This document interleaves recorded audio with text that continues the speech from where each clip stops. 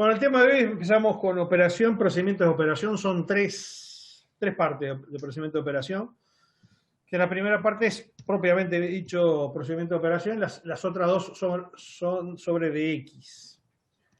Vamos, dos clases sobre DX. El próximo jueves y el viernes que viene. Y el lunes que viene. El martes que viene. Bueno, en definitiva, hoy el tema refiere a procedimientos de operación y vamos a empezar a comentar. A ver, Daniel, que vos lo leíste. Dice, ¿en qué se basan las reglas en que todos los radioaficionados a nivel mundial respetan en materia de procedimientos de operación?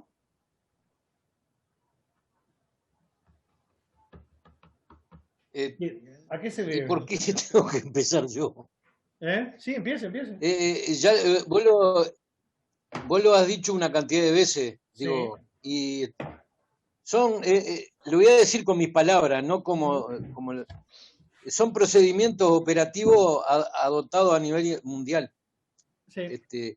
Autorregulados. Que se autorregulan, seguro, se autorregulan entre los radioaficionados. Porque dentro de los reglamentos internacionales, por ejemplo, el reglamento UIT hay en el artículo 25 hay alguna cosa ahí, pero muy poca cosa, sobre procedimientos operativos. Y en el reglamento también, dos o tres cosas. Pero básicamente lo que no quiere que ocurran las administraciones que ocurran, ¿no? Pero lo demás lo que tiene que ver con cómo operemos y hagamos nosotros, nos dejan la cancha libre y que nosotros si queremos ser unos como Atila, el rey de los unos y pelearnos entre todos o hacer las cosas correctamente, arréglense como puedan. Y bueno, se establece buen criterio, que son criterios de práctica operativa, en ese sentido, eso es práctica operativa, que son adoptados a nivel mundial justamente para evitar, sobre todo, que se llama conflictos. Son prácticas que han sido adaptadas, que vienen de la radio misma, de la época de la propia radio, empezó la radio afición, y que se mantienen como tales, ¿no? Pero obedecen solamente a los buenos criterios que tenemos como operadores. Y son los mejores, digo, no. Ocurre eso porque en la práctica han dicho de que son la mejor manera de operar, no es porque alguien le trate de complicar la vida a los demás. Y no son adquiridos. Es decir, uno no los lleva como sí, sino que los tiene que aprender. Y se aprenden primero a través de los radioclubes, básicamente, a través de los cursos que deberían hacer los radioclubes, o con otros colegas o con la escucha, básicamente con la escucha o ver cómo se opera, ¿no? La mayoría de las cosas se aprenden justamente por imitación, la manera de operar y demás. Se empezó por la manera que debería empezarse, que es escuchando. Pero son autorregulados, no están en ningún lado, ¿no? Ahora, si uno se aparta a eso, queda como un extraterrestre en la banda radioaficionada, ¿no? Cualquier cosa que salga de esos criterios van a ser observados como malas praxis, ¿no? ¿Se entendió eso, no? Por lo tanto, sí, hay que adquirirlos. Como se dice siempre, el radioaficionado lo primero que tiene que aprender es a escuchar, que no es escuchar no es lo mismo que oír, ¿no? Oír es poner en práctica uno de los 5 sentidos, ¿no? Pero escuchar significa empezar a diferenciar lo que está correcto, me refiero a la banda de radioaficionado, lo que es correcto y lo que no es correcto. Entonces, cuando uno escucha, aprende cosas. Y aparte del criterio, y lo vamos a ver hoy, el criterio de los buenos radioaficionados, y esto es cierto, no son pavadas, ¿eh? Los mejores radioaficionados, los que son mejores los concursos, los que tienen mayor capacidad de X y demás, son los que escuchan más y hablan menos, o manipulan menos, son los que están más a la escucha. Y la manera de escuchar es ir justamente es encontrar cosas que lo demás, si uno está perdiendo tiempo hablando exclusivamente, no va a escuchar. Bueno, no va a saber ni que existe. Bueno, ¿qué es simple y duplex? ¿Qué es simple y duplex? ¿Qué se llama simples y duplex?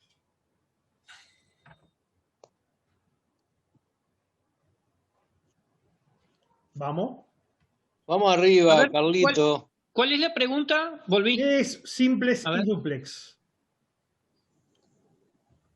Lo La dice más 3. abajo, en el 4 lo Define. dice. Son modos de explotación. El modo de explotación es la forma en la cual la UIT establece, en realidad son, vamos a decir que son formas de comunicación, ¿no? Como radioaficionados entendemos como forma de comunicación, pero cuando nosotros estamos haciendo un curso que tratamos de utilizar la terminología correcta, en realidad son modos de explotación. Tanto simples como el duplex son formas o modos de explotación de frecuencia, ¿no? ¿Qué es simplex? ¿Cuándo establecemos que una comunicación es en simplex? Transmitimos y recepcionamos en la misma frecuencia. Cuando se hace la recepción y la transmisión alternadamente, en materia como radioaficionados, alternadamente utilizando la misma frecuencia, ¿no? Es decir, uno habla, el otro escucha y después se alterna ese comportamiento. Duplex. Duplex siempre lo digo, nosotros llamamos duplex a una cosa que no es duplex, que es una cosa parecida. No es duplex. A ver, ¿qué es duplex? Cuando hablo por teléfono. Exactamente, eso es duplex. Al mismo tiempo se realiza lo que en realidad se llama full duplex, pero en general cuando hablamos de duplex pensamos en eso, ¿no?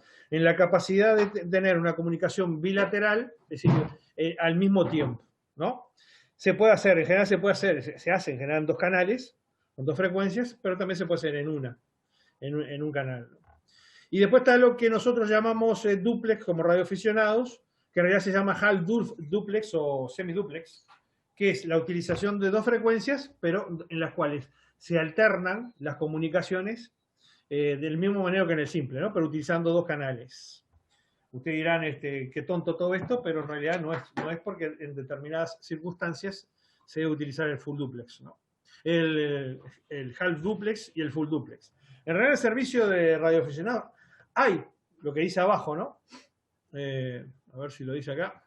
Es decir, en el 4 lo dice. Vamos a hablar un poco de repetidoras. Entendido eso, esos 2 conceptos y cómo lo manejamos los radioaficionados, ¿no? Defina qué es una repetidora del servicio de radioaficionados. ¿Qué es una repetidora? 1000 veces lo hablamos ya. Dispositivo, PPP, no hay nadie más. Bueno, es un que dispositivo repite en el mismo, en tiempo real. Exacto. O sea, retransmite en tiempo real. Exacto.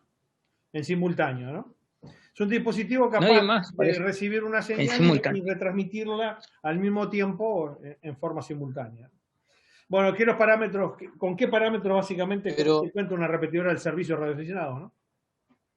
Hay 3 parámetros que hay que conocer. Y uno es el subtono. Uno es el subtono que a veces existe, en general todas las repetidoras tienen. En Uruguay hay una repetidora que no tiene subtono, que es la de Carmelo. La que está ubicada en Carmelo, no, en Cardona. Cardona Florencio Sánchez. Esa no está usando, no sé si está usando. ¿Pero qué otros parámetros tiene? ¿Cómo es? ¿Cómo es? ¿El menos o el más 600? Tiene una frecuencia de entrada y tiene una frecuencia de salida. Esos son 3 parámetros. También se puede expresar como una frecuencia de entrada más lo que se llama el offset o la separación o la desviación, ¿no? Que es la diferencia entre las 2 frecuencias. ¿No? Pero en realidad dice cómo se debe operar es lo que dice un dispositivo repetidor. Lo que necesito saber es justamente en qué frecuencia recibe, cuál es el tono eventual que puede llegar a tener, porque si no, indudablemente no sirve nada, y su desviación o su offset o su frecuencia de salida, que es la misma cosa. Bueno, ahora sí, pensando en duplex, simples y demás, ¿qué tipo de explotación utiliza una repetidora radioaficionada? Piensen un poco, la repetidora en sí, ¿en qué transmite? ¿En qué modo? FM. No. Simple, modo de explotación. Duplex. Es un duplex. Duple o split. O split también. No. Estamos hablando de repetidora. Es un duplex, pero repetidora. ¿Qué es un duplex? ¿Qué es duplex? Transmiten una frecuencia y reciben otra. Sí, sí, pero ¿qué tipo dúplex? Es un full Perdón. dúplex. Es un full dúplex. Eso sí es un dúplex. ¿Por qué? Porque al mismo Seguro. tiempo está recibiendo en una frecuencia y transmitiendo en otra. Es como dijo Gerardo, como si hablaran por teléfono. Eso sí es un dúplex, es un full dúplex. La repetidora en sí utiliza como modo de explotación el full dúplex. Pero como radioaficionado yo, con un handy o con un transmisor de base, ¿en qué transmito? En HAL, en HAL, En HAL duplex. duplex. En semiduplex. ¿Por qué? Porque Seguro. alternadamente estoy emitiendo y recibiendo, ¿no? ¿Ah? ¿Se entendió eso, no? Sí, perfecto. Lo iba a comentar eso, digo, pero la repetidora en sí, digo, en el mismo instante usa dos frecuencias, en una está Por eso. recibiendo y está Es un full duplex. transmitiendo al mismo tiempo. La repetidora, Es no un full el duplex. operador. Exacto, es un full duplex. El Claro, operador no. porque ella está. El operador no. El Pero, operador tiene una frecuencia para la escuchar y estación, una frecuencia para transmitir. Pero lo hace en forma alternada. ¿Ah? Lo hace en forma alternada. Es pero decir, la el momento que repetidora está no, está usando las dos en el mismo instante. en el mismo tiempo no. Por eso es un semiduplex. Pero el dispositivo sí es un full duplex. ¿Qué es un llamado CQ? ¿Qué es llamar CQ? No me digan que no sepan esto, no saben esto. Llamado general. Un llamado general. Llamado pidiendo. Exacto. ¿Cuál es la forma en que se emite? Yo llamo Tres CQ. veces. ¿Qué digo? CQ. No, tiene una forma que es aceptada como correcta. Lo que hablamos justamente al principio de procedimientos de operación. ¿Cómo se emite? Tres veces y Tres Y veces la señal CQ, distintiva. más el distintivo, ¿cuántas veces? una vez. Dos veces. Una vez, se puede dos, digo, no vamos a estar pasándolo. Se puede, hay gente que pasa 3, 4. Hay secum, algún secum memorable, ¿no? Que secu 5 o 6 minutos llamando un secu y después no atiende nadie, lógico, el pobre hombre se fue, ¿no? ¿Y cómo se atiende? Y algunos que tienen en los sistemas de los equipos nuevos que ponen el CQ automático y después no atiende. Sí. Es una forma de hablar menos, ¿no? Mientras tenga el formato todo y uno esté escuchándolo, no pasa nada, ¿no? ¿Y cómo se atiende un CQ? Y se contesta suponiendo Primero se dice el C5, de CX5A, y después el de propio. ahí va. Exacto. Siempre el burro va primero, ¿no? El distintivo 1, el burro va al final, ¿no? El distintivo 1 va siempre al final. O sea, se contesta dando el distintivo de la otra persona. Uno dice de tanto, es decir, o soy tanto, y así uno contesta el CQ y espera el llamado. El suyo propio. El tema de hoy, de operación 3, procedimientos de operación. Autorregulación. Dice, en la mayoría de los países la autoridad de regulación pone especial preocupación por el comportamiento de los radioaficionados en las bandas asignadas al servicio, disponiendo ciertos márgenes básicos de cómo deben de ser los procedimientos operativos, pero estos son solo lineamientos de carácter general. Lo demás es que por lo que en la práctica de operatividad es ordenada por la propia comunidad de radioaficionados que han establecido que con el pasar de los años sus propias políticas.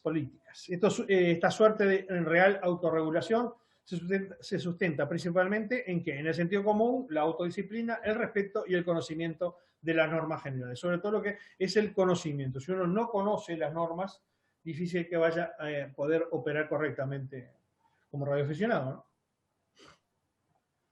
Dice, muchas de estas normas se adquieren en forma intuitiva solo escuchando la forma que los buenos radioaficionados operan, no obstante, ya que muchas veces también hay bastantes malos ejemplos, resulta indispensable que los nuevos colegas conozcan ciertos principios básicos y prácticas operativas de uso general.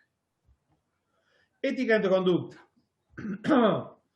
Bueno, entendemos por ética el conjunto de costumbres y normas que dirigen o valoran el comportamiento de individuos en una comunidad, en este caso la de los radioaficionados. Es un principio básico.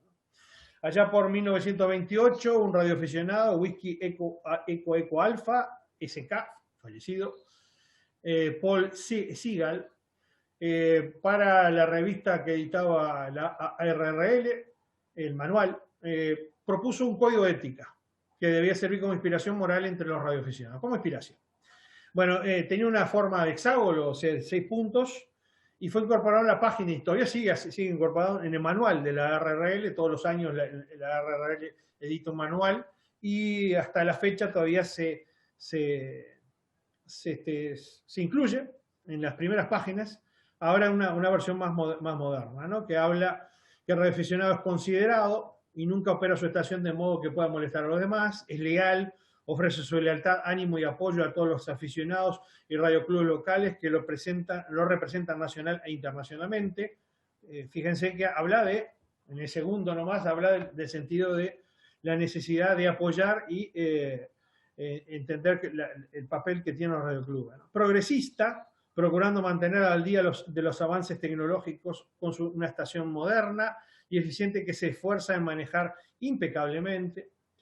Amigo de todos, opera despacio y con paciencia cuando es necesario, aconseja y apoya al principiante y siempre presta su asistencia, cooperación y consideración a los intereses de los demás.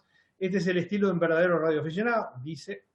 Disciplinado, la radio es su diversión favorita y jamás permite que le distraiga de sus deberes familiares, laborales, escolares y sociales.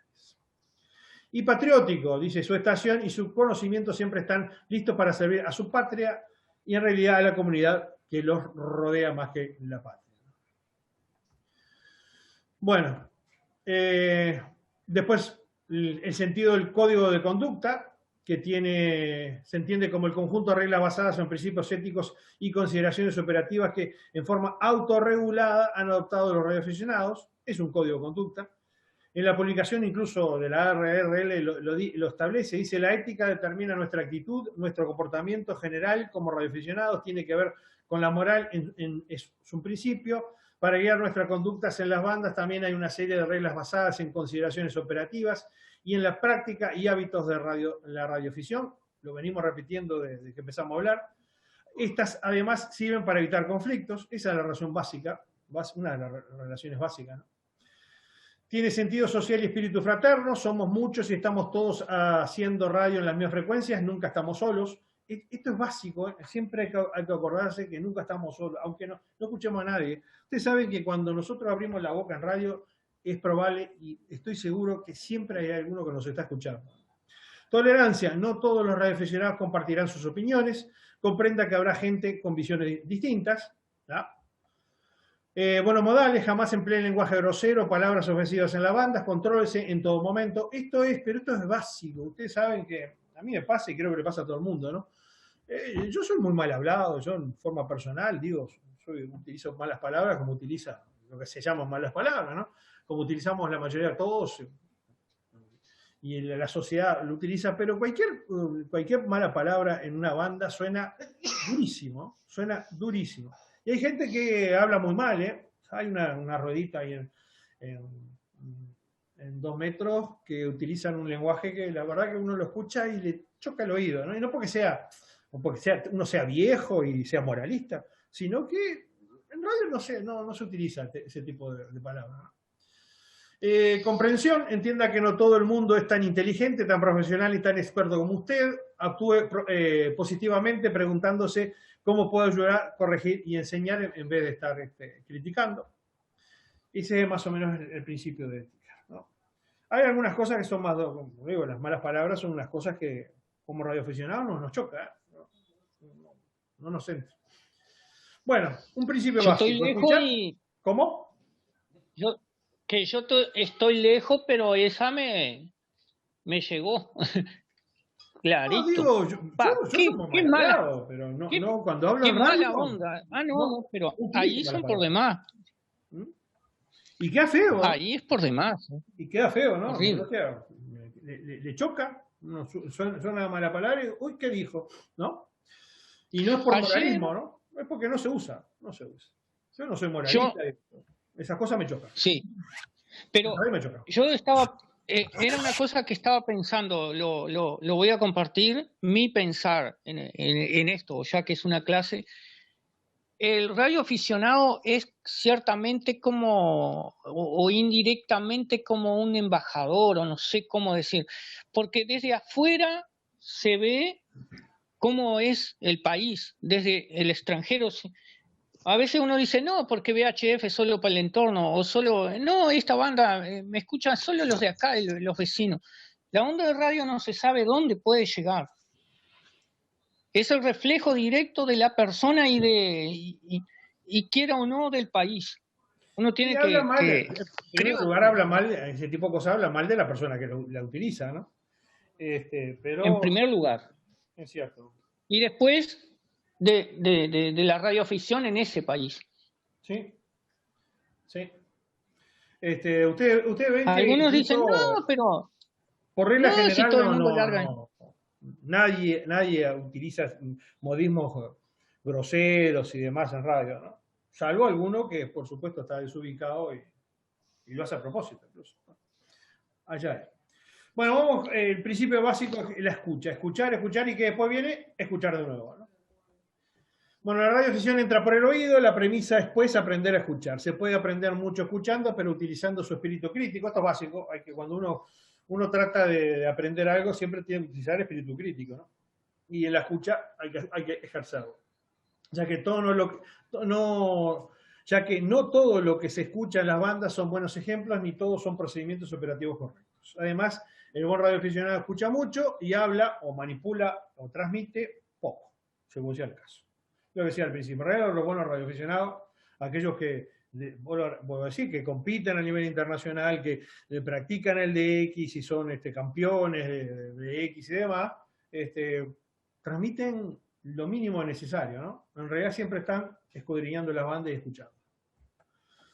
Bueno, uno de los peores errores que puede cometer un principiante es comenzar a transmitir sin primero escuchar. Escuchando previamente las bandas se aprende cómo y cuándo se debe transmitir y la manera correcta es que debemos expresar en la radio.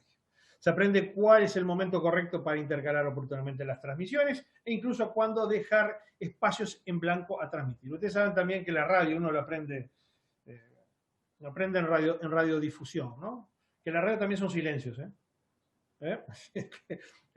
a veces callarse la boca es parte de la radio. En el caso de radioaficionado, no apretar el PTT es parte de la radio también. Hacer espacios en blanco. A veces un espacio en blanco expresa más que en 1000 palabras, ¿no? Además, se percibe la forma como operan las estaciones en las que se quiere comunicar y aprecia las condiciones de propagación para valorar si es factible la comunicación y determinar cuáles son las regiones del mundo que se reciben con claridad, así como identificar previamente las estaciones que se oyen. O sea, uno puede hacer de la siguiente manera. Uno busca una frecuencia vacía, se pone a llamar CQ, y bueno, en algún momento capaz que alguien lo contesta. Y la otra es escudriña al dial, va y ve qué condiciones de propagación hay, qué sistemas de propagación están abiertos y bueno, los utiliza. Es una manera más racional de hacer radio. Sin embargo, el motivo principal del deber de escuchar antes de transmitir es asegurarse de que nuestra transmisión no irrumpirá o perturbará a otras estaciones que estén usando la frecuencia.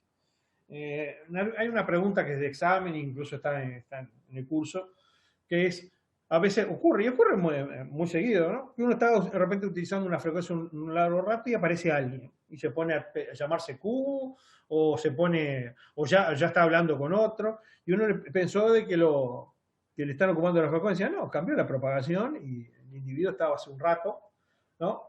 Y por eso es que es necesario escuchar mucho, ¿no? Porque uno puede estar escuchando y de repente escuchó un poco y no se dio cuenta que hay alguien allá abajo hace un buen rato, ¿no? Bueno, el lenguaje del radioaficionado. Quiero hacer otro comentario sobre eso. No quiero estar solo metiéndole la cuchara, ¿no? Pero de cosas que uno observa, de que oye. Un día hice un silencio, creo que los que están hace más tiempo en radio o simplemente han sido radioescucha, a mí me ha pasado y parece horrible, horrible, y yo compartí en un chat una comunicación satelital donde la persona llamaba y llamaba y llamaba y le daban el comprendido y la persona seguía llamando. Digo, o tenía...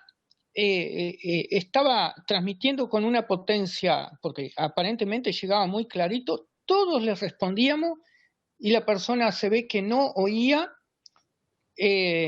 o sea, no oyó a 2 o 3 nada más, o estaba mal en la frecuencia. Digo, pero además es un satélite que siempre tiene gente que no oiga a nadie, era horrible. Bueno, pero en satélite puede ser. Pero también lo oí en 40 y 80 de que las personas llaman y llaman y llaman y les contestan y puede ser un problema de propagación o de potencias exageradas y mucho ruido. Porque mucha gente, por eso el tema de que la potencia no es todo. Es un comentario que hago para... La potencia no es todo, porque a veces le meto mucha potencia y todos me oyen, pero yo no tengo oído. Bueno, era eso, Daniel. Hay gente que no sabe escuchar o no quiere escuchar también, ¿no? Hay gente que no le gusta escuchar sobre el ruido. Entonces, es común que a uno, los concursos, uno llame y le diga, sorry, no copy, y siguen adelante, ¿no? Lo que es una falta de respeto, ¿no? Porque si atrás, abajo hay un individuo que trata de comunicarse contigo, lo que tienes que hacer es tratar de escucharlo, ¿no? Dejar al lado la competición y todo lo demás, que estás de repente perdés segundo, pero tratar de identificar el individuo, ¿no? Pero hay gente que dice, sorry, no copy, y siguen llamando, ¿no? Por supuesto, hay a veces que hay mucha dificultad de escuchar, ¿no? Pero, es decir, yo lo que hago es tratar de escuchar al individuo. Si pierdo más tiempo, no importa, pero es una persona lo que hay detrás ahí, ¿no? ¿Me explico, no? Y trato de escuchar. Y a pesar de que, bueno, yo con el tiempo aprendí a escuchar, yo fui radio escucha durante muchísimo tiempo y puedo decir que escucho bien, pero a veces se dificulta. Bueno, el lenguaje radioaficionado.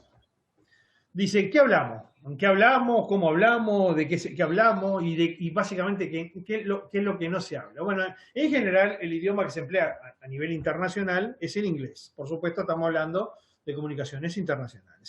Si vamos a hablar entre hispanoparlantes, no vamos a estar hablando en inglés. Si lo hacemos con alguien que habla portugués, tratamos de hablar en portuñol y demás. Pero, por supuesto, que cuando vamos a hacer un comunicado internacional, la lengua franca, como si es la lengua en todo el planeta hoy día, es el inglés. Lo que no quiere decir que haya que saber inglés para comunicar como radioaficionado. Si quiere contactar estaciones de todas partes del mundo, la mayoría de sus contactos serán en esa lengua, para lo cual necesitará aprender los intercambios básicos. Y eso es lo que se refiere. Hay un manual con los intercambios más básicos, que no tiene. Si alguno lo quiere, se consigue, digo, pero no. Los intercambios, como dice acá, los intercambios básicos son bastante elementales y yo sé de gente que no sabe una sola gota de inglés, sin embargo tiene la capacidad de comunicar muy fluidamente como radioaficionado, aprendiendo algunos preceptos nada más, ¿no? Y de inglés no sabe absolutamente nada. Bueno, dice, los radioaficionados se dirigen a uno u otro por el primer nombre o apodo, nunca por el apellido ni títulos formales como señor, señorita, señora. Eso no se utiliza. Es decir, nosotros cuando hablamos como radioaficionados utilizamos el nombre o apodo, el nombre que nos pasó el individuo, ¿no? Pero nunca el apellido ni cosas del pareja.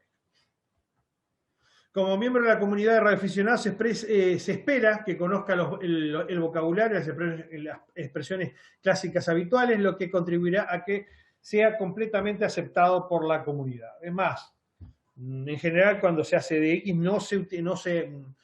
los que hablan en inglés, por ejemplo, que son angloparlantes, no realizan ningún tipo de comentario que no sea de esos intercambios básicos, ¿no? Por supuesto, si la persona que habla inglés, el que está al otro habla inglés, podrán hablar en esa lengua, pero siempre quien lo utiliza va a tratar de limitarse a los intercambios básicos. Si ha sido operador en otros servicios, esto es básico, elimine este lenguaje en su memoria y en su lugar aprenda el lenguaje coloquial propio de la radioafición. Y hablamos de otros servicios, pero siempre pensamos en un servicio, pero puede ser otro servicio. No se puede llevar ninguna jerga, ningún tipo de lenguaje que no tenga nada que ver con el servicio de radioaficionados, porque son totalmente extraños. En sus contactos utiliza el código Q correctamente, evitando su exagerado uso en telefonía y utilizando expresiones habituales que todo el mundo entienda. Es decir, en realidad tendría que usar, lo dijimos cuando hablamos del código Q. ¿Cuál es la manera correcta y racional de utilizar el código Q? De usar el código Q, no utilizarlo, ¿no? En fonía, no usarlo. Pero por supuesto, como hay algunos términos que tienen ya sentido de lenguaje claro, se utiliza, ¿no? Cuando hablamos de QSL, yo qué sé, QRT, QRX, esas cosas que perfectamente se puede decir, esperamos un poco en vez de decir QRT y cosas, pero no está mal, porque como digo, es una manera ya la entendemos como lenguaje claro. Incluso a veces no tiene que ver ni con la forma en el código Q está establecido, ¿no? Bueno, use observando la misma advertencia para el caso anterior cualquier otra expresión común, como son las abreviaturas, que son abreviaturas telegráficas, como tales, si no estoy hablando, no tiene sentido que las utilice, pero las que se utilizan son 73. 88 se utiliza, pero se utiliza OM y L, ¿no? ¿Saben lo que es OM? Cuando son operadores sexo masculino. Y L es una forma de hablar referenciar a una dama operadora. 88 son besos. En realidad no son besos, es un saludo coloquial a una dama. No tiene ningún significado sexista. 73 se usa. El 73 se usa mucho. Es decir, cuando nos despedimos como radioaficionados, usamos 73, ¿no? 73 en inglés. Se terminan comunicados y dice 73, good luck, una cosa de esa. Bueno, utilice únicamente el alfabeto fonético internacional, no utilizan otras cosas que podrán, más que nada, dar confusión que aclarar las cosas. Por supuesto que cuando hay dificultad de comprensión del alfabeto fonético, se utilizan otras cosas, ¿no? Para aclarar, pero uno siempre empieza utilizando el alfabeto fonético. Bueno, los tópicos de conversación siempre deben estar relacionados con lo que dice la reglamentación nacional e internacional, que son relacionados a la afición de la radio, permitiéndose también temas personales de los operadores que intervienen, ¿no? Y esto es lo que no se debe hacer: hablar de religión, política, negocios y asuntos comerciales, expresiones ofensivas dirigidas a cualquier grupo étnico, religioso, racial, sexual, ahora de género. Esto es una cosa que la sociedad está aceptando. Humor grosero, lenguaje soez o sexista y malas palabras, y cualquier otro tema no estrictamente relacionado con el servicio de radioaficionado. Por supuesto, esto es más laxo, ¿no? Uno puede hablar de su familia, de cosas que no están relacionadas exclusivamente con el servicio de radioaficionado, pero siempre que se obedezcan los demás puntos, ¿no? Por supuesto que uno habla de la familia y demás, ¿no? Eso no está vedado, ¿no? Bueno, nunca use términos ofensivos y sea educado, cortés, gentil y en todas circunstancias. Eso es básico. Bueno, el distintivo de llamada, desde el punto de vista de la buena operación, para identificarse en todos los casos que se debe utilizar, lo dice el reglamento y lo dice el sentido común, debe usarse el distintivo de llamada. No empiece una transmisión identificándose a sí mismo o su interlocutor con el nombre personal o apodo. Eso es común que se haga, sobre todo en comunicados cortos y de forma coloquial, pero no es correcto. Identifíquese siempre con su distintivo completo, no solo usando el sufijo. Identificarse de esa manera es antirreglamentaria, es decir, 1FU, 5 alfa, es decir, lo hacemos, ojo, lo hacemos, yo no digo no lo hagamos, pero es antirreglamentaria y no debería hacerse. Identifíquese regularmente y hágalo al comenzar y finalizar el cambio. hacerlo es la práctica adecuada para que los demás que oigan su transmisión puedan saber a quiénes escuchan. Porque, como digo, hay gente que nos conoce el tono de voz, conoce las frecuencias que operábamos y demás, pero hay gente que no. Hay gente que debe estar interesado en algún momento saber quién está hablando, ¿no? Y como dice acá, vieron que dice, hágalo al comenzar y finalizar. Ustedes saben que el reglamento no habla de esto, pero como práctica siempre es necesario identificarse antes, durante y al final del cambio, ¿no? En el principio, durante y al final del cambio. Durante sí es muy largo el cambio, pero siempre el reglamento en ese sentido está mal redactado, ¿no? Como radioaficionado comunicamos al principio y al final. Bueno, una costumbre comúnmente extendida, aunque reglamentariamente incorrecta, es si se participa en una conversación informal o coloquial que implica transmisiones breves, no identificarse en cada cambio a modo de intercambio rápido. Si bien es una práctica corriente, siempre debe ser evitada, ¿no?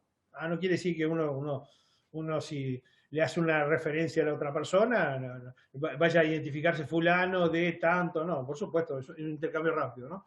Pero si alguno, siempre tenemos que saber que no es correcto. No es correcto. Y no debe utilizarse como práctica común, ¿no? Bueno, comunicando en repetidoras. Los dispositivos repetidores tienen ciertos parámetros específicos que quienes pretenden utilizarlas deben conocer. Fundamentalmente son la frecuencia de entrada y la de salida, o el offset del dispositivo, y eventualmente el subtono de activación utilizado en la misma. Vuelvo a repetir, no necesariamente hay un subtono, y tampoco el subtono es estándar, por más que se utiliza siempre casi el mismo subtono en todos lados, hay que consultar la bibliografía de cada repetidora para saber si lo tiene y cuál está utilizando. Si uno no ajusta estos tres parámetros, o dos, si no lo tiene el subtono, en el dispositivo transceptor no es posible realizar comunicación alguna, ¿no? O sea, previamente a cualquier comunicación que uno pretenda hacer a través de la repetidora, tienen que ajustar estos parámetros, ¿no? Bueno, estas son algunas de las recomendaciones genéricas que tienen que ver con la operación mediante el uso de repetidores. Usarlas para hacer contactos entre dos estaciones fijas debe ser la excepción, y además la utilización de la modalidad simplex debería adoptarse siempre que sea posible. O sea, en realidad, recuerden que la definición misma de repetidor habla del sentido de que tiene como función extender la recepción de la transmisión de un operador, de una operación, ¿no? Entonces, si uno puede realizar la operación en simplex, la hace en simplex, y no debería utilizarse para comunicarse con estaciones fijas, ¿no? Bueno, si desea transmitir a través, porque el sentido, para que si alguien inventó las repetidoras para la comunicación móvil.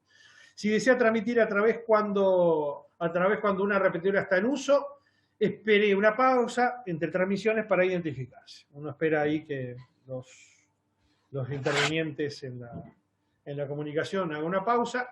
Es de norma hacer una pausa cada vez antes de recoger el cambio, ¿ah? Y ahí uno ingresa, da su distintivo de llamada, no dice permiso, ni break o ni cosas de esas, sino se identifica y va a ser ingresado. Y lo digo, es una norma que nosotros como radioaficionados tenemos que entender, de hacer una breve escucha antes de tomar la palabra. Y no anunciarlo, ¿eh? Eso de con escucha negativa, con breve escucha negativa, no hay que anunciar nada. No tiene sentido, ¿no? Si uno hizo una pausa, es decir, eventualmente está escuchando, ¿no? No hizo una pausa porque estaba lejos del micrófono y no llegaba y por eso demoró, ¿no? Esas cosas, hay que evitar ese tipo de cosas que coloquialmente se usan coloquialmente, pero no tienen mucho sentido. Bueno, antes de transmitir, espere a que cese la portadora a fin de evitar la transmisión simultánea, porque ustedes saben que la repetidora queda encendida, es decir, la repetidora queda encendida un instante y eventualmente si uno no se pone a hablar encima, la repetidora no va a hacer una pausa y va a seguir con la transmisión, ¿no? Va a enganchar la transmisión, es decir, mi transmisión se va a enganchar con la otra y va a seguir de largo, ¿no? Y además de permitir nuevas estaciones identificarse, porque en ese caso las personas no van a poder identificarse. Hacer pausas con regularidad permite que el temporizador del dispositivo repetidor se reinicie, evitando corte de las transmisiones. Ustedes saben que hay un dispositivo que es temporizador, que está ajustado en general 5 minutos. ¿Para qué? Para que si la persona hace un comunicado largo, la repetidora se desconecta, ¿no? Para evitar de que la persona esté y el dispositivo esté constantemente transmitiendo, ¿no? Eso es lo que se llama vulgarmente antiponcho, el antiponcho, ¿no? Bueno, la manera de evitar el antiponcho es ir apretando y soltando el PTT para que el temporizador se resetee, ¿no? No monopolice el uso de la repetidora, ya que son de uso y disposición general, uso común y general. Ustedes saben que las repetidoras en Uruguay son de uso general, ¿no? No son de nadie en particular. Por lo que tenga siempre presente que otros también pueden necesitar usarlas. Al hacer contactos a través de una repetidora, sea breve y específico. No deben usarse para temas meramente personales, como si fuera su propio sistema de mensajería. Yo lo digo varias veces, yo he escuchado a alguien que le indicaba a su señora que le preparara determinado platillo para la cena. No interrumpa un contacto a menos que vaya a hacer un aporte significativo. Esto es básico, ¿no? Si uno no tiene nada para hablar, es mejor callarse la boca, ¿no? Interrumpir en el aire, al igual que si lo hiciera en persona, denota que mala educación. Interrumpir una conversación sin identificarse no es correcto y además se puede constituir en una infracción. ¿Se entendió esto, no? Son normas básicas que no son adquiridas, que se entienden y que la verdad que pocos y nadie respetamos, ¿no? El CQ en telefonía. Ustedes vieron que en el manual hay todo un anexo sobre operación en Morse. No está pensado para que nadie lo estudie, ¿no? Porque no va a aparecer en ningún lado. Está como anexo. Si alguno en algún momento está interesado en entender cómo se opera el Morse y demás, ahí está muy bien explicado. Viene incluso de un manual que edita Yaru en ese sentido, ¿no? Les digo porque no tiene sentido, porque nosotros no vamos a dar un curso de Morse. Eventualmente, si capaz que al final del curso hay interesado en hacerlo, se puede hacer perfectamente un curso de código Morse. Pero tiene toda una manera muy interesante de conocer, por lo menos leerlo ahí, de cómo se opera, porque no tiene nada que ver con la operación en telefonía. Bueno, hable siempre con claridad en telefonía y pronuncie correctamente todas las palabras. No dé su distintivo más de 3 veces durante un CQ. Para codificar su distintivo durante el llamado CQ, utilice el alfabeto fonético. Es preferible usar varios llamados cortos, hacer varios llamados cortos a uno muy largo. Un llamado excesivamente largo, lo que decíamos al principio, puede predisponer mal a quienes los estén escuchando y directamente irse. No finalice un CQ diciendo cambio, esto es básico. Cambio, ¿qué significa? Le cedo la palabra. Y si uno está llamando a general, ¿a quién le va a ceder la palabra, no? Bueno, al final de un CQ no hay a quien pasársela, dado que aún no se ha establecido un contacto. Son esas cosas de sentido común. Y hay gente que dice, CQ, cambio. ¿Y a quién le vamos a dar el cambio si yo estoy llamando a alguien a ver si me contesta, ¿no? Es como cuando dice QRZ y yo no escuché a nadie, ¿no?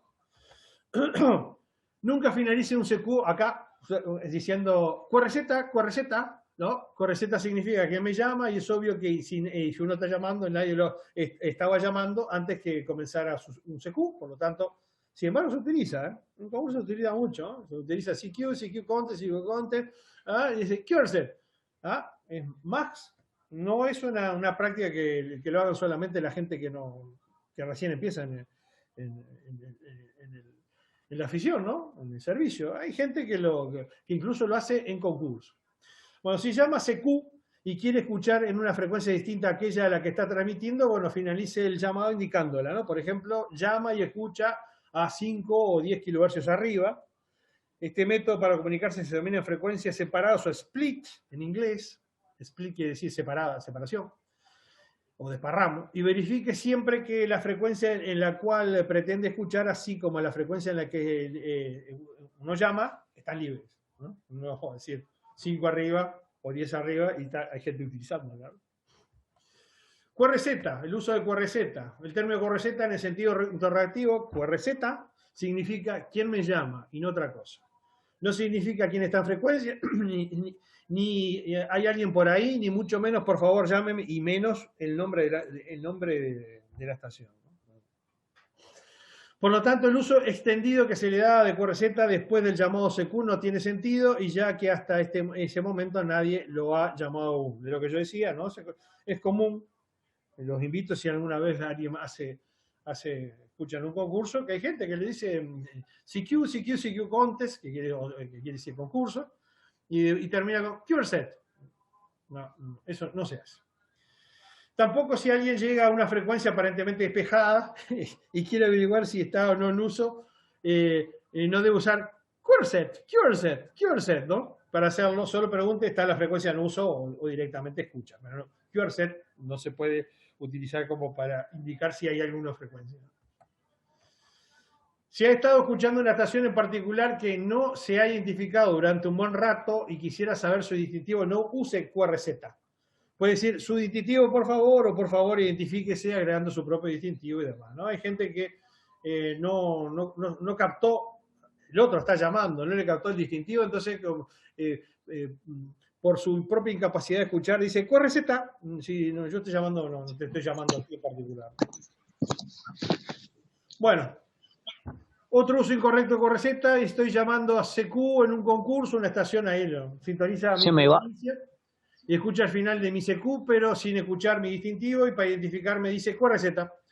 Está totalmente equivocado y nadie ha llamado a esta estación y tan solo tiene que esperar mi siguiente cambio para escuchar mi señal distintiva. Esto es muy común también, ¿eh? Hay gente que en un concurso está muy apurada y escuchó parte del distintivo, no, y quiere saber lo que dice QRZ, ¿no? No, yo no te estoy llamando a ti, ¿no? Dice, otras expresiones similares por las que por lo más graciosos pero incorrectas son QRZ, está en la frecuencia en uso, o QRZ la frecuencia, cuando la forma correcta debería ser está la frecuencia en uso. Es lo que más o menos hablamos a continuación. Radiobalizas. Bueno, ¿saben lo que es una radiobaliza? Bueno, es un radiofaro del servicio de radioaficionado, es un dispositivo que emite en una frecuencia fija información sobre sí misma, o sea, su distintivo, la posición, otros parámetros sobre su propia operatividad, y eventualmente alguna información de utilidad, en especial acerca de propagación. Un poco y nada. En general, la radiobaliza, honestamente, lo que en general emiten es exclusivamente su distintivo de llamada. En general, en el 90% de las radiobalizas se limitan a hacer solamente eso. Bueno, se puede encontrar en las frecuencias de todos los segmentos, desde la LF hasta la Super HF, y la mayoría funciona en CW, aunque las hay en los modos de modulación digital como RTTI y PSK31. Básicamente las balizas, la banda donde hay más balizas, debe haber más balizas, es en VHF, en la banda 6 metros. La razón, como lo hemos explicado más de una vez, tiene que ver con la propagación de 6 metros, que eventualmente tiene condiciones de aperturas inesperadas. Y bueno, las balizas entonces, en ese sentido, hay un sector chico ahí al principio de la banda, donde se concentran las balizas, y si uno se toma el trabajo de escuchar allí, vas a ver si hay o no propagación y para qué parte del planeta en definitiva están abiertas, ¿no? Ese es el sentido de la radiobaliza. Y después bueno, en el manual se explica algunos sistemas de radiobaliza. El que está ahí en los mapas es el que utiliza Yaru, que ha instrumentado Yaru básicamente, que son balizas simultáneas. Todas estas balizas operan en las mismas frecuencias y con distintos cronogramas y en distintas horas. Entonces uno sintonizando una frecuencia exclusivamente va a saber dónde están los circuitos de propagación abierta. Como ven, están muy bien repartidos en el planeta, ¿ah? Para dar una idea de cabal de la propagación. Bueno, esto es un concepto que capaz que ustedes no conocen, que son las radiobalizas inversas, que en realidad no es una radiobaliza, ¿no? Bueno, en realidad la radiobaliza inversa es un sistema una red de estaciones receptoras, son receptores automáticos de SDR. Ustedes saben lo que es un SDR, es un receptor que utiliza una computadora para hacer, es decir, es un receptor basado en software, ¿no? Software Defined Radio, eso quiere decir, es un receptor que podemos definir, después vamos a ver en técnica que se opera a través de una computadora. Y bueno, y hay un programa que se llama el CW Skimmer, que es el programa más avanzado que está para leer y decodificar señales de CW. Entonces, esta red de receptores lo que hacen es escanear, ¿no? Con este programa, escanear los segmentos básicamente de Morse, de CW, y señales que decodifican ahí, que lo hacen, por supuesto, como lo hacen en forma automática y muy rápido, tienen la capacidad de lo que reciben ahí, inmediatamente pasarlas a un sistema de Internet donde pueden ser consultados en este sitio web que se llama reversebeacon.net. O sea, como ven, no es una radiobaliza, en realidad es un radio receptor. Se llama beacon, pero en realidad no es un emisor de ningún tipo, ¿no? ¿Se entiende qué es esto, no? ¿Se entendió el concepto, no? ¿Alguno no lo entendió? Bueno, mejor. Y hoy ustedes ven ahí en reversebeacon.net, que es el sitio web donde está todo eso, está esta pantallita, ¿no? ¿Qué es lo que hay ahí? Yo lo bajé ayer o antes de ayer. Bien, fíjense que dice 17 de octubre a las 14:39 Z, o sea, UTC. Esto es lo que el sistema estaba captando, ¿no? Fíjense que acá el D es la estación que lo captó, y acá de X es la estación que captó. O sea, esta estación receptora, que lo tiene un radioaficionado que es Whisky 1 November Tango, y dice 6 porque debe tener más de uno, captó en 7038.5 a Whisky 2 Tango Bravo, llamando CQ, ¿no? Con esta potencia y demás. En Alemania, la estación esta captó a Papa 3 X-Ray, que esto es un distintivo, si no me equivoco, es un distintivo de Chipre, creo, un distintivo especial de Chipre. En este caso lo hizo, por eso decíamos que no solamente CW lo captó transmitiendo un llamado CQ en radios del tipo y así sucesivamente. ¿Se entiende esto, no? Si uno en general se pone a llamar CQ en alguna banda y hay buena propagación, concurre a esta página, hace una búsqueda de su propio distintivo y vas a ver si está siendo escuchado o no en alguna parte del mundo. Pero es una he usado uno de Neuquén que he llamado para ver si llego bien allá. Claro, yo lo que estás usando es un SDR de telefonía, ¿tá? Claro, y escuchaba por la computadora, escuchaba... Es lo que hacemos la mayoría, tratamos de escuchar la señal nuestra en algún lado. Pero este es un sistema automático, ¿eh? Esto no, y por supuesto hacer un sistema automático solamente puede hacerlo en telefonía no puede haber un sistema de esta naturaleza, ¿no? Pero sí tiene el skimmer tiene la capacidad de detectar CW, RTTI, PSK, al menos PSK 31. Y lo hace en forma automática. Ahí no hay nadie, no hay ningún... Y ojo, estos datos quedan en forma... en tiempo real, ahí está el tiempo real, pero también quedan disponibles en el sitio web. Si tú querés consultar después cómo se escuchó, bajás los logs que hay de tu distintivo y vas a saber cómo se te escuchó y cuándo se te escuchó por el sistema, ¿no? Es cierto, los SDR de fonía que hay en la mayoría, acá en Uruguay hay uno funcionando. El más conocido es el que está en la Universidad de Holanda. Después les paso ahí el sitio web. Y una manera de monitorear su propia escucha, ¿no? Su propia transmisión. En telefonía también lo puede hacer en telegrafía, ¿no? Pero esto es totalmente automático. No tiene nada que ver con ningún tipo de persona atrás. Sencillamente automático. Y ojo que es muy celoso, ¿eh? Uno llama un CQ y es probable que esté, me refiero a Morse, ¿no? Inmediatamente algunas estaciones del sistema, que ya son centenares, ¿no? Hay alguna acá Que yo sepa, hay una activa y puede ser que haya dos más que en este momento no, ese día no estaban activas, ¿no? Pero que están en todas partes del mundo, ¿no? Reportando la señal. Y como van a internet, es inmediata su publicación. Fíjense que ahí estaban todos en el mismo segundo, ¿no? En el mismo minuto, ¿no? Todas esas. Bueno, la radio Reverse Beacon muestra las captaciones en tiempo real, aunque es posible también acceder a los datos históricos, los logs recogidos por el sistema. La información se presenta como spots. Estos en realidad son spots del clúster. Después, pasó mañana vamos a ver lo que es el clúster, creo. Pero ténganlo en cuenta que es un spot, son 10 spots. Es más, algunos de estos lo ingresan al clúster, ¿no? Por ejemplo, acá la Kilo 1 Tango Tango Tango, esa estación, esto lo envía al clúster también, ¿no? Uno lo va a consultar en el clúster. Es muy común encontrar la Kilo 1 Tango Tango Tango. Incluso Kilo 1 Tango Tango Tango tiene un servidor del clúster, ¿no? Tiene a disposición de su propio servidor para servir como el clúster. Después vamos a ver qué es el clúster. Bueno, la decodificación se produce cuando alguien llama CQ en CW u otros modos, como vemos ahí.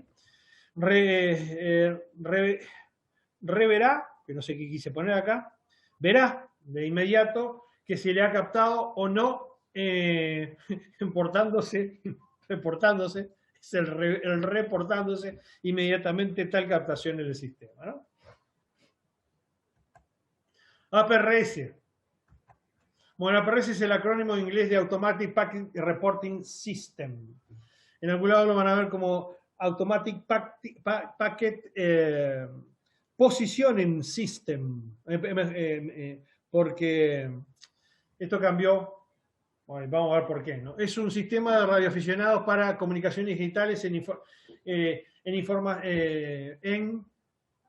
tengo tapado acá, en tiempo real, de información básicamente de posicionamiento, dice básicamente de posicionamiento, aunque también puede emitir otro tipo de información. En realidad, APRS se hizo para reportar posicionamiento. Pero como el GPS, esta tecnología la dejó totalmente obsoleta y demás, los que inventaron esto le incorporaron algún tipo más de información que, como dice acá, exceden el posicionamiento, y por eso se cambió el nombre, ¿no? Porque antes era Automatic Positioning Reporting System y ahora se llama Automatic Packet Reporting System. ¿Para qué? Para conservar